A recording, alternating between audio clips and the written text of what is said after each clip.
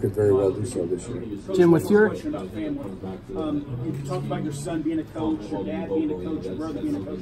How special is it for you to share that title of coach, being in that family? Well, really, I mean, you hit the word that I was going to use, special. This in this 2019 season, really starting in September, has a chance to be really, really special. May never happen again for me the rest of my life, because all 7 of my kids will be in Ann Arbor, and mom and dad living next door. My wife Sarah, still married to me, and two youngsters that in Jimmy and Grace. Jimmy will be a 5th-year senior, so it'll be his last year in Ann Arbor. And then Grace, my daughter, will be an incoming freshman playing water polo. Jay coaching on the staff, and then four little ones. One will be in the 5th grade, one will be in the 3rd, one will be in the 2nd, and one will be in just 2.5. So, but all there together. That's a really special. So, I know I talked about how special I think the players are, the coaches. Last but not least, having the family all together. Hopefully, it's more years after this, but I know I got this one coming up. Thanks. Coach, we addressed yesterday the possibility of having a Big Ten team playing in Mexico.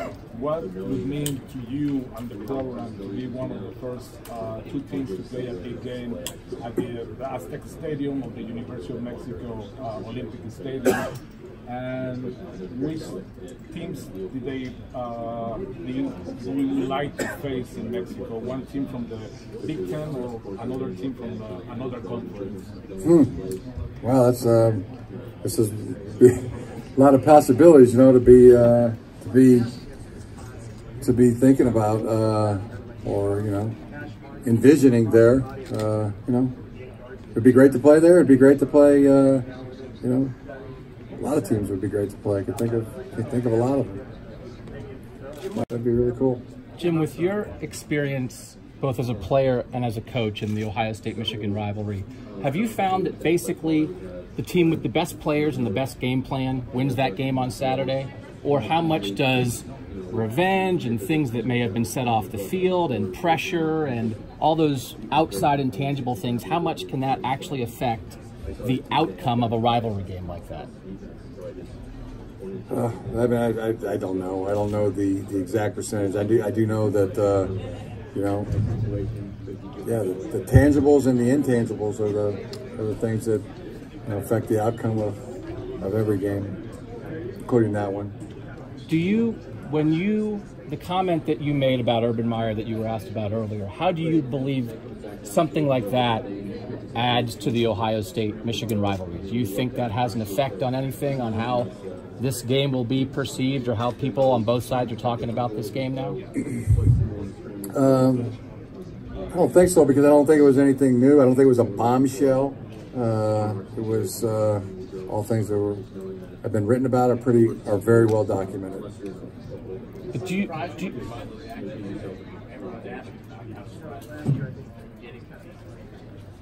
But I just got a question on it. Do you think it's clearly there's been a reaction to it? Do you understand the idea that yes, it is something that's been written about and talked about, but maybe it's a little different when it's the Michigan coach who's saying it about a former Ohio State coach, or do you believe that what you say is no different than what anybody else would say? I don't see why people are so afraid to say what they think. Maybe that's something that'd be worthy to be examined. I think some people think it might be sort of like poking the bear a little bit. I mean, was there any of that intent involved, or was it just you reacting to a question on a podcast? Yeah, me giving my opinion now. I'm not into making analogies about animal analogies, so the poking the bear thing doesn't resonate. But yeah, there's really nothing more to say.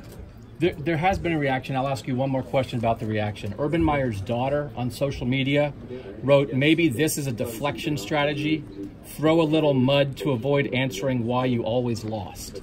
that's a member of Urban Meyer's family. Is this a deflection strategy because you're 0-4 against Ohio State, or is it just something you said? It was me saying what I think. Okay, obviously it's become a story. It's become a story. You understand that yeah. There's been a great reaction to it. You've asked your question, I've answered it. Okay. Again, I'm not. You guys for the rest of the pack. We have potential to be really good, and as I've talked about, I believe it's because the players that we have, the coaches that we have, and you want to reach as close to your potential as possible. Those are the things that we're working on now, and you know, it's good. It's pretty tight right now.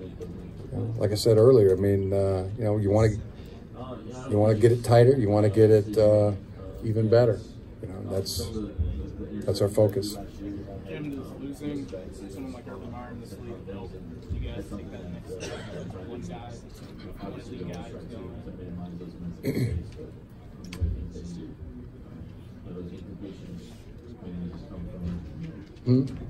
I mean, you don't have to base it. I'm just asking.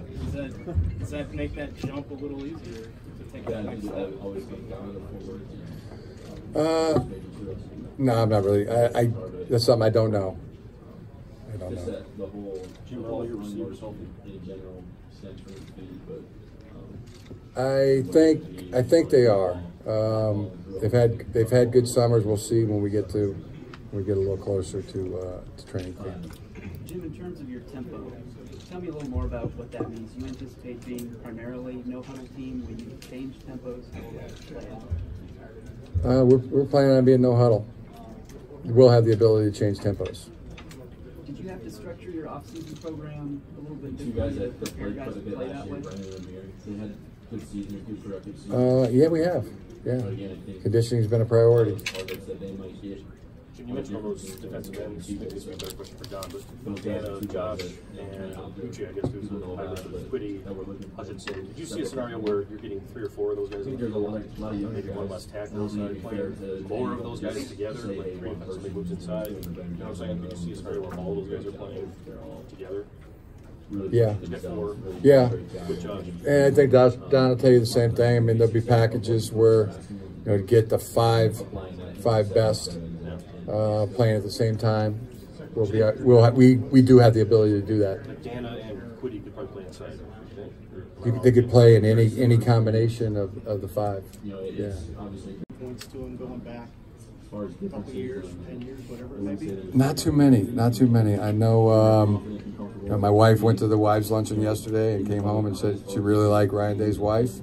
And That's something. huh? That's something. Absolutely. It's great. And, No connection through other coaches. You've heard what makes him tick. Impressed by what he's done. Any of that? yeah, Don Brown coached with him, and so there's that. But no, I don't know what makes him tick. I mean, where it stands right now, and that could change later or not. Is I see them both playing. Possibly where it stands right now, I see it almost even redefining what a starter is. You know, like we talked about with the defensive ends, I see that that's where it is now. They're both. You just see them both being that you want to get both on the field, either at the same time or separately. You've never really done that, have you? Played 2, like a lot, like not just a little. Have you ever done that? Played 2 quarterbacks? Not too much, no. Not too much, no. Just more about those guys' talent that you have right now. Yeah, and I'm really not talking about playing them both at the same time. When I say I'm going to play them both in games, it's really going to be, yeah, they're both playing quarterback, you know, during the same game. And probably the way it stands now in every game. That's. How many more minutes or is there this season for you guys? You mentioned you prefer challenges to pressure, but concept of urgency, how do you look at that for your team this game? Oh, great challenge for a team, and we're very much looking forward to it.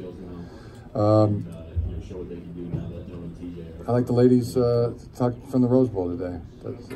I thought her words were good as well.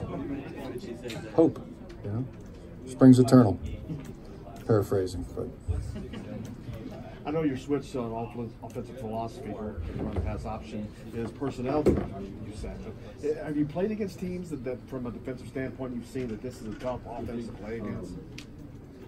Could you repeat that? As a defensive coach, have you played against teams and against that particular offense when you've seen how difficult it can be to defend? Yeah, we've seen it, and you know, it's like I said, I mean, you got to still be able to block people. You still either are handing the ball off or you're protecting people, and I think, you know, where things stand right now, our offensive line is pretty darn good, and they're maybe as good as we've had. So, and you feel comfortable both running the ball and having them protect, and just the concept of the option. Once the ball's snapped, of deciding which it will be, a run or a pass, is, you know, very appealing, especially when you have the guys up front that we do. This is the last question. Jim, you mentioned earlier about not holding up the transfer of Oliver Martin. Is that the same with James Hudson? Yeah. So be clear. I mean, the coaches, as a coach, I don't have any say in that, not any involvement. That's the compliance department's talk. They've talked to each other through statements and counter statements and statements, and then the NCAA decides. But, you know, as a coach, I'm not involved in it.